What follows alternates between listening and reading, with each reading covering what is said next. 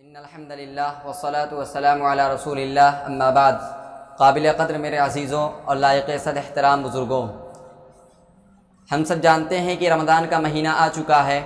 اور اس سے بھی واقف ہیں کہ وہ کس قدر عظمت والا اور برکتوں و رحمتوں والا ہے، لیکن مسئلہ یہ ہے کہ ہم اس سے کس قدر فائدہ اٹھاتے ہیں اور ہم کتنا اللہ کی رحمتوں کو اپنے دامن میں سمیٹتے ہیں۔ ہم وہ کون سے اعمال کریں کہ جو اللہ کے نزدیک زیادہ قرب کا باعث ہوں، اور کون سے افعال کا اہتمام کریں اور کرنا چاہیے۔ تو سب سے پہلا کام یہ ہے کہ ہم رمضان کے روزوں کی پابندی کریں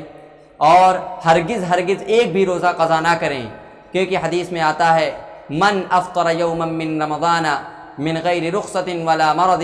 لم یقضہ صوم الدہر کلہ وان صامہ، کہ آپ صلی اللہ علیہ وسلم نے فرمایا جو کوئی بھی بغیر شرعی عذر کے ایک بھی روزہ چھوڑ دے تو غیر رمضان میں وہ پورا سال روزہ رکھے تو بھی اس کی فضیلت کو نہیں پا سکتا۔ اور حقیقت یہی ہے کہ ہم کہاں اس کی فضیلت کو پا سکتے ہیں؟ رمضان میں تو ایک فرد کو اب ثواب 70 فرائض کے برابر ملتا ہے۔ نوافل کا اہتمام کرنے پہ ہمیں اور زیادہ اللہ کا قرب حاصل ہوتا ہے۔ دوسری بات یہ ہے کہ ہم اسی طرح نمازوں کی پابندی کریں جس طرح ہم پہلے کرتے تھے۔ اس کے علاوہ جو کام ہمیں کرنے ہیں وہ یہ کہ سب سے پہلے ہمیں گناہوں سے بچنا ہے، ہر طرح سے محتاط زندگی بسر کرنی ہے، کیونکہ آپ صلی اللہ علیہ وسلم نے فرمایا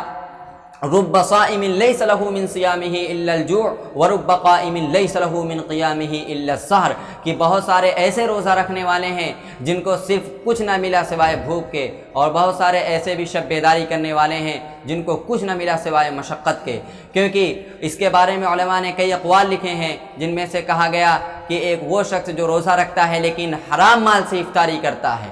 اور ایک قول یہ بھی ہے کہ جو غیبت کرتا ہے، ایک قول یہ ہے کہ جو کسی طرح گناہوں میں مبتلا رہتا ہے تو اس کو روزہ رکھنے کے بدلے میں کچھ بھی نہیں ملا سوائے بس یہ کہ وہ بھوکا رہا۔ اسی طرح شب بیداری جس نے کی، اللہ کی عبادت کی لیکن غیبت کی، کسی کی چغلی کی اور گناہوں میں ملوث رہا تو اس کی ساری عبادت بیکار ہو کر رہ جاتی ہے۔ تو دوسری چیز یہ ہے کہ سب سے پہلی چیز کہ ہم گناہوں سے بچیں۔ پھر اس کے علاوہ جن چیزوں کی کثرت، آپ صلی اللہ علیہ وسلم کے بارے میں آتا ہے کہ جب رمضان آتا تھا تو آپ کا رنگ بالکل بدل جاتا تھا، اللہ کا خوف طاری ہو جاتا تھا، نوافلوں کا خوب اہتمام کیا کرتے تھے۔ تو اس میں خاص طور سے اہتمام کرنا ہے وہ یہ کہ رمضان کے روزوں کی پابندی اور تمام نمازوں کی وقت پر پابندی، تلاوت قرآن کی خوب کثرت اور خوب اللہ سے دعا کرنا، استغفار کی کثرت، نوافل کا اہتمام اور کلمہ طیبہ لا الہ الا اللہ کا خاص طور سے خوب ذکر، اور تمام گناہوں سے